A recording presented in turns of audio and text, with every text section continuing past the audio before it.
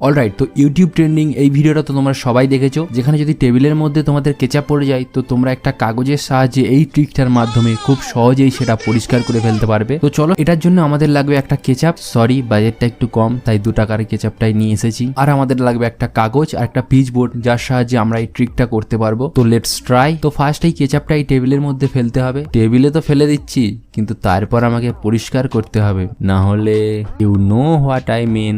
Ketchup তো আমি টেবিলের মধ্যে ছড়িয়ে দিয়েছি। তো এবারেই সেই আসল মুহূর্ত, যেখানে এই কাগজের সাহায্যে আমি এই টেবিলটা পরিষ্কার করব। তো আমাদেরকে পিচবোর্ড দিয়ে কাগজটাকে নিচে প্রেস করে রাখতে হবে, আর কাগজটাও হালকা হালকা টানতে হবে যাতে এই কেচাপটা কাগজের মধ্যে লেগে উঠে আসে। সো গাইস, আমরা তো ট্রিকটা করা শুরু করে দিয়েছি। আর এখানে তো দেখতে পাচ্ছি কাগজের মধ্যে কেচাপটা উঠছে, কিন্তু সত্যিই কি নিচেটা পরিষ্কার করছে সেটা একটু পরেই জানতে পারবো। ওকে, তো অনেকটাই হয়ে গেছে। যা, আমার কাগজটাই তো শেষ হয়ে গেল। তো চলো এটাই দেখি পরিষ্কার হয়েছে কিনা। ও মাই গড গাইস, দেখতে পাচ্ছ তোমরা, পুরো টেবিলটা পরিষ্কার হয়ে গেছে। এটা তো আমি ভাবতেই পারিনি এরকম পরিষ্কার হবে। যাই হোক গাইস, পরিষ্কার তো করেছে, তার মানে এই ট্রিকটা কাজের। কিন্তু এর থেকে ভালো তো আমি একটা কাপড় দিয়ে মুছে ফেলতাম। যাই হোক গাইস, ডিজিটাল যুগে আসতে গেলে ডিজিটাল ট্রিক ট্রাই তো করতে হবে।